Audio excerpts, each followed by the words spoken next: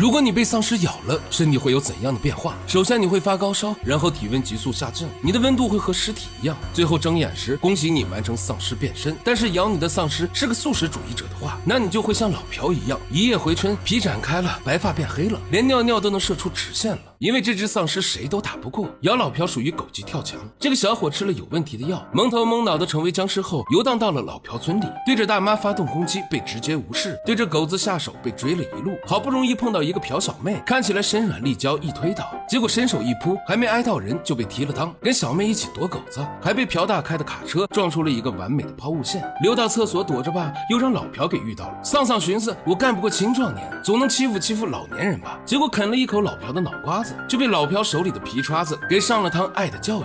这一天的遭遇让丧丧意识到，平时里自己大概是吃不到人了，那吃素总行了吧？趁着天黑，丧丧溜进老朴家仓库，正抱着包菜炫，结果被老朴给当场逮住。朴大听到动静赶来支援，混战中丧丧被朴大一脚踹了个胸口对穿，可他是丧尸，想死都做不到啊！朴家人这才觉得不对劲，赶紧把丧丧锁进仓库。城里待过的老二反应过来，掏出手机点开一部丧尸电影，给家人解释丧尸是个啥。大嫂是个行动派，立马就让被咬过的老朴体验到了什么叫做孝道，就连老朴起床吃个早饭都因为打哈欠的样子太狰狞，被朴二以为是变异，毫不犹豫的就给了一酒瓶子。大嫂怕丧丧偷跑出来咬人，还趁着没人注意带着老虎钳拔光了丧丧的牙，这倒是给老朴找了麻烦。原来老朴看家人不相信自己，就去找他的老伙计玩，被咬后的老朴发了一夜烧，然后就觉得自己整个精气神都好了。看着老朴重振雄风，兄弟们坐不住了，缠着问他回春秘方是什么。老朴摆谱不想说，可当兄弟提出拿夏威夷的机票买秘方时，老朴想明白了，他的梦想就是去一次夏威夷，这秘方要是收费，自己肯定是发大财呀。可是丧丧没牙了，老朴生意可不就黄了吗？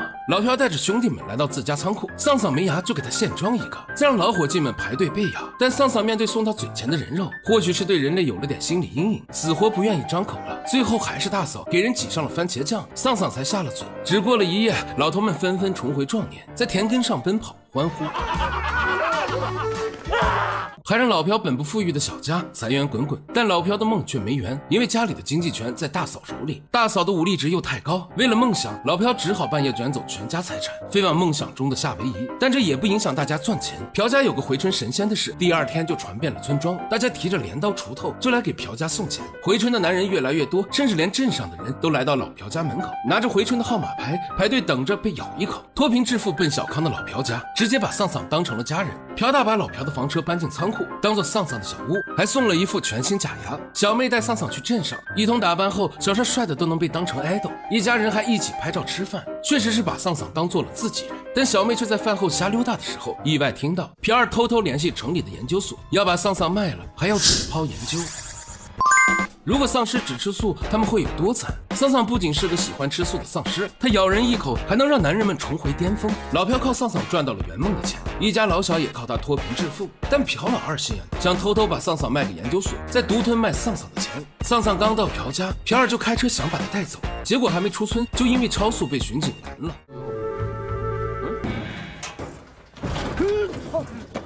带回所里调查的时候，所长以为朴二贩卖人口，还把小伙打得不成人样，差点要替天行道。还是老朴赶到把人带走。第二次，朴二正在策划，就被小妹听到，直接放走了丧丧。朴家人里就属小妹对丧丧最上心。小妹从小没有妈妈，还经常被欺负，她把没有攻击力的丧丧当成了朋友。最开始给丧丧投喂的是她，发现丧丧喜欢番茄酱的也是她。丧丧挣钱了，还是小妹带他到菜地里，让他放开了吃，一人一尸在菜地里你追我赶的眉来眼去。丧丧不小心把小妹扑倒，爱情的小火苗一下就穿了出来。听到二哥要把丧丧卖了，小妹二话不说，给丧丧装了一大包菜和番茄酱，交代了一堆注意事项，让他赶紧逃跑。结果丧丧舍不得走，被出门找他的朴二找到了。朴二准备带着丧丧坐长途汽车到城里，但还没来得及走，之前被丧丧咬过的人体内潜伏的丧尸病毒竟然在同一时间爆发了。这些丧尸可是吃人的，朴二想要报警，市里又不相信，还好有个老倒霉蛋吸引了丧尸注意，他又正好找到一辆插着钥匙的小货车，这才算是暂时脱离危险。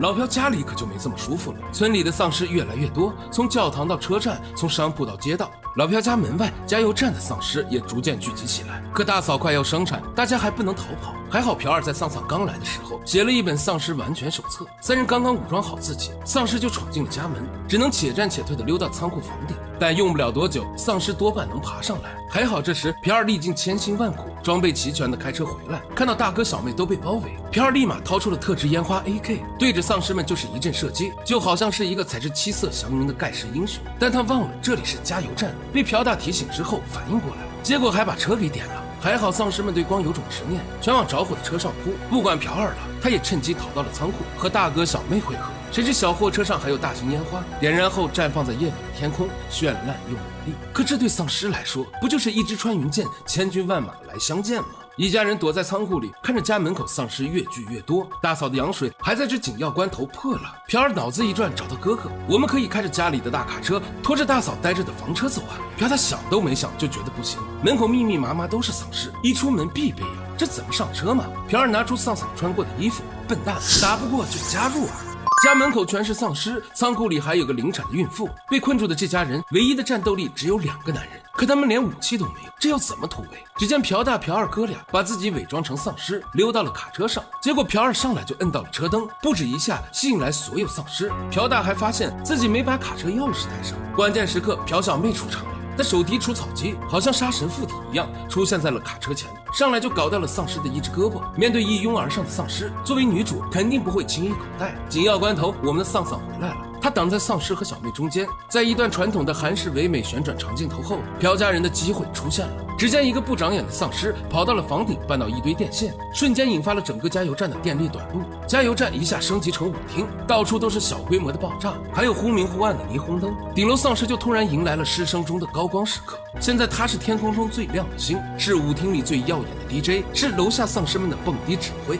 朴大趁着这时准备潜回屋里拿钥匙，不料一下车，奏乐停了，舞也停了。一下又陷入了丧尸包围圈，突然一阵嘹亮的婴儿哭声吸引住了所有丧尸。大嫂生了，丧尸们扭头就去冲击仓库，朴大也趁机冲进了屋子。守护着大嫂母子的只有朴小妹和丧丧了。朴大也在努力应付一屋丧尸。没一会儿，朴大出现在了2楼窗口，他用尽力气把车钥匙扔给弟弟，紧接着就被丧尸淹没。悲愤交加的朴二立马发动卡车向外突围，倒车的时候撞翻了加油站的油箱，漫天喷洒的石油雨让丧尸们愣了好一会儿神。就在这时，朴大上了车，多亏了装备的防护，他没有成为丧尸口粮。朴小妹也在最后时刻上了车，但无论他怎么拉扯，丧丧却不肯上，还一把关上了车门，为小妹做最后的抵抗。卡车拉着房车顺利突围离开后，丧丧看着逐渐远去的小妹，不由自主地说出了一句人话：快！丧尸们猛然回头看向丧丧，他们好像意识到我们中间出了个叛徒，一窝蜂的就冲丧丧来了。尸海一下把丧丧淹没，被压着的丧丧掏出打火机，点燃之后用尽全身力气丢了出去。这时的加油站遍地是油，一点就着，瞬间爆炸成了夜里的一团烟火。卡车漫无目的的开到天亮，熟睡了一夜的朴大醒了，可他竟然也变成了丧尸。幸存的3人围着卡车思考人生。这时前面隧道里传来了奇怪的声音，竟然是老朴从夏威夷回来了。他可是第一个被丧丧咬了的人，可他竟然屁事儿没有。正好这时广播里放着国家发出的求助信息，老朴这不就是广播说的免疫体质，传说中的活体疫苗吗？6个月后，在废墟一样的城市里，一辆拉着房车的卡车在空地停下。皮尔下车一声吼，跟在后面的丧尸就像人一样，乖乖在车前排好队，陆续把手伸进房车。老朴咬一口，他们就能立马变回人类。朴小妹和丧丧也走了出来，维护着现场秩序。原来丧丧引爆加油站的时候，太多丧尸压在他身上，阴差阳错的救了他一条尸命。当然，现在的丧丧应该叫帅帅了。朴家人就这样带着全村的希望，赶赴在每一个丧尸存在的角落。